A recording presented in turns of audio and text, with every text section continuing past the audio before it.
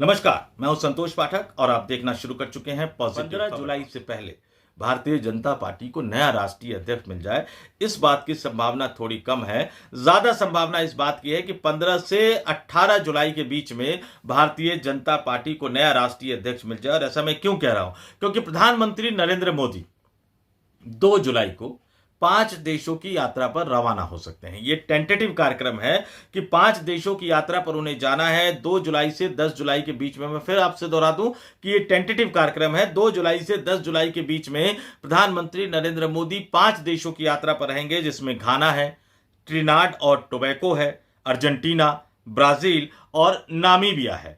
Brazil में प्रधानमंत्री Narendra Modi BRICS देशों के सम्मेलन में शामिल होंगे, तो 10 जुलाई तक प्रधानमंत्री विदेश यात्रा पर रहेंगे और उसके बाद जब वो दिल्ली में आएंगे तो भारतीय जनता पार्टी के नए राष्ट्रीय अध्यक्ष को लेकर जो बीजेपी आलाकमान और राष्ट्रीय स्वयंसेवक संघ के बीच में जो विचार विमर्श हुआ होगा, इसकी जानकारी एक तरह से उन्हें दी जाएगी। और फिर प्रधानमंत्री आवास पर प्रधानमंत्री नरेंद्र मोदी, केंद्रीय गृह मंत्री अमित शाह, रक्षा मंत्री राजनाथ सिंह, भारतीय जनता पार्टी के वर्तमान राष्ट्रीय अध्यक्ष जेपी नड्डा के साथ एक अहम और महत्वपूर्ण बैठक करेंगे, जिसमें तारीखों के बारे में फैसला किया जाएगा।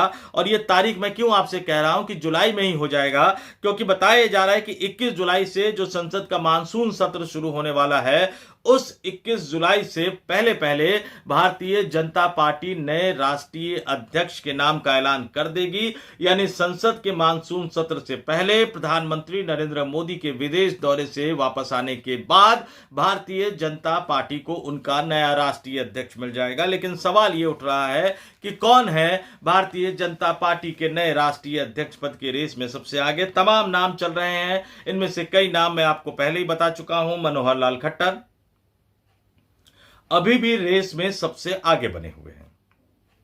अगर देश के प्रधानमंत्री नरेंद्र मोदी की चली राष्ट्रीय स्वयंसेवक संघ नरेंद्र मोदी साहब के नाम पर सहमत हो गया, तो भारतीय जनता पार्टी को एक स्वयंसेवक और प्रचारक रहा हुआ व्यक्ति ही राष्ट्रीय अध्यक्ष के तौर पर मिलने जा रहा है। मनोहर लाल खट्टर की जो सबसे बड़ी काबिलियत, जो सबसे बड़ी खासियत कि वो आरएसएस के उसी तरह से स्वयंसेवक और प्रचारक रहे हैं जिस तरह से नरेंद्र मोदी रहे हैं। तो आरएसएस को भी इस एंगल से अगर देखा जाए तो इस नाम पर बहुत ज्यादा आपत्ति नहीं है। सिर्फ एक ही आपत्ति उनको है कि चूंकि ये वर्तमान सिस्टम के करीबी है, यानी वर्तमान में संगठन और सरकार को चला रहे लोगों के करीबी है, सिर्फ यही दिक्कत है। लेकिन शुरुआत से लेकर यानी 2023 से लेकर 2025 आ गया, प्रधानमंत्री नरेंद्र मोदी अपनी तरफ से मनोहर लाल खट्टर साहब के नाम पर अड़े हुए हैं। वर्तमान में केंद्रीय मंत्री हैं, हरियाणा के मुख्यमंत्री रह चुके हैं।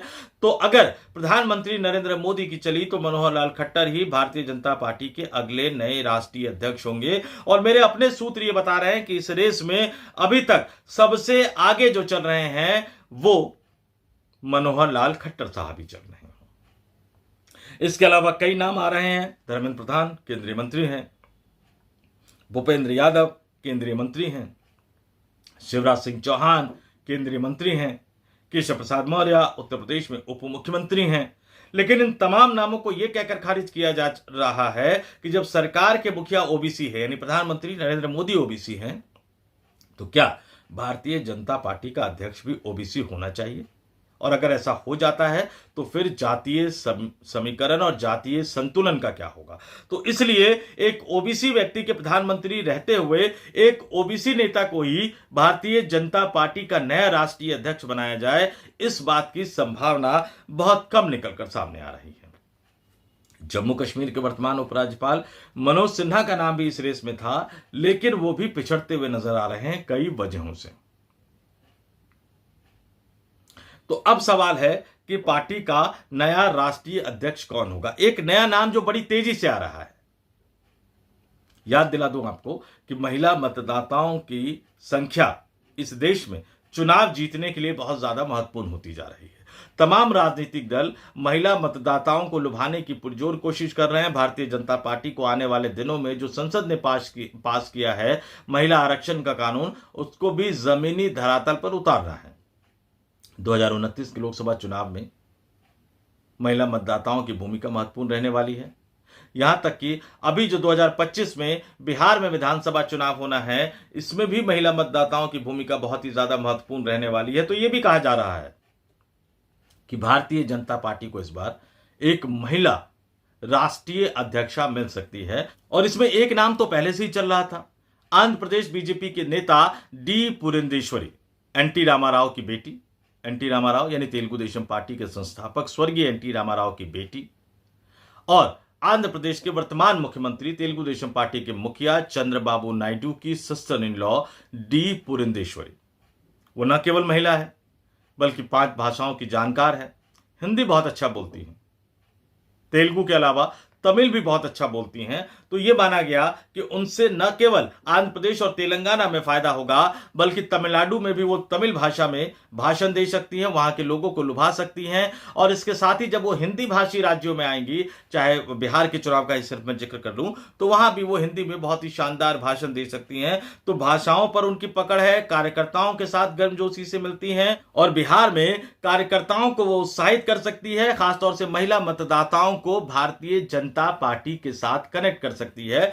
तो डी पुरंदेश्वरी का नाम जो पहले चल रहा था, अचानक वो नाम फिर से आगे आता हुआ नजर आ रहा है, उनकी इन्हीं सभी खासियतों के बल पर। जैसा कि मैंने बताया कि महिला मतदाताओं को लुभाना अब तमाम राजनीतिक दलों के लिए बहुत ज्यादा जरूरी हो गया है। तो उनका नाम भी एक तरह से अब मनोहर लाल के बाद दूसरे नंबर पर आ गया है। लेकिन एक और महिला नेत्री हैं जिनका नाम आगे आ गया है, स्मृति ईरानी। राहुल गांधी को एक जमाने में लोकसभा का चुनाव अमेठी से हरा चुकी स्मृति ईरानी इस बार चुनाव लोकसभा का हार गई हैं, कांग्रेस के एक अन्य नेता से हार गई हैं।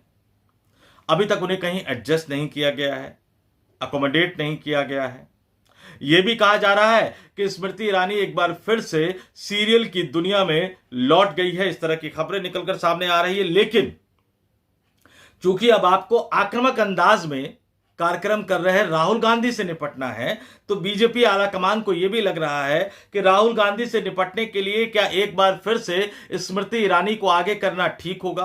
क्या भारतीय जनता पार्टी की नई राष्ट्रीय अध्यक्षा के तौर पर स्मृति ईरानी राहुल गांधी के इस नए अवतार को काउंटर कर सकती हैं? राहुल गांधी का जब मैं जिक्र आपके सामने कर रहा हूं तो कांग्रेस प्लस इंडिया गठबंधन, इन तमाम लोगों को मानकर चलिए। खासतौर से संसद का जो मानसून सत्र होने वाला है उसमें कांग्रेस पार्टी इंडिया गठबंधन के तमाम राजनीतिक दलों के साथ बैठक करके ज्वाइंट रूप से सरकार को जम्मू कश्मीर के पहलगाम में हुए आतंकवादी हमले, पाकिस्तान के साथ हुई लड़ाई और उसके बाद अचानक हुए युद्ध विराम और इसको लेकर डोनाल्ड ट्रंप द्वारा लगातार दिए जा रहे बयानों को लेकर जिस तरह से घेरने की कोशिश की जा रही है, उसे देखते हुए भारतीय जनता पार्टी को संगठन में भी एक एग्रेसिव चेहरे की जरूरत है, एक आक्रामक चेहरे की जरूरत है जो कि राहुल गांधी को उन्हीं की भाषा में जवाब दे सके। इसलिए स्मृति ईरानी का नाम इस रेस में निकलकर सामने आ रहा है। तो आज की तारीख में हालांकि नाम कई और चल रहे हैं, अनुराग ठाकुर साहब का भी नाम चल रहा है, हालांकि एक ही हिमाचल प्रदेश से जेपी नड्डा हैं और दूसरा अध्यक्ष भी हिमाचल प्रदेश से नहीं बनाया जा सकता है। किसी बहुत बड़े प्रदेश से भी प्रदेश अध्यक्ष की नियुक्ति की जाएगी, इस बात की संभावना भी थोड़ी कम लग रही है। तो 3 नाम जो सबसे आगे चल रहे हैं, मनोहर लाल खट्टर, डी पुरंदेश्वरी और स्मृति ईरानी। तो क्या इन्हीं 3 नामों में से कोई पार्टी का नया अगला राष्ट्रीय अध्यक्ष बनेगा या फिर कोई नया चौंकाने वाला नाम सामने आएगा? इसके लिए तो हमें 15 जुलाई तक इंतजार करना पड़ेगा। लेकिन कुछ नए नाम इस रेस में आ गए हैं। बीजेपी और आरएसएस के बीच में अंतिम दौर की बातचीत होने जा रही है, ये तमाम चीजें बिल्कुल स्पष्ट है और अगले कुछ दिनों में भारतीय जनता पार्टी को कई प्रदेशों में नए प्रदेश अध्यक्ष मिलने जा रहे हैं। इस वीडियो में इतना ही। मुझे यानी संतोष पाठक को दीजिए इजाजत। जाते जाते फिर आपसे अपील, आपसे आग्रह करूंगा, positivekhabar.com को सब्सक्राइब जरूर कीजिए, हमारे वीडियो देखिए, पसंद आए तो लाइक कीजिए, शेयर कीजिए, ज्यादा से ज्यादा लोगों तक पहुंचाइए और कमेंट करके जरूर बताइए कि हमारा यह वीडियो आपको कैसा लगा। नमस्कार।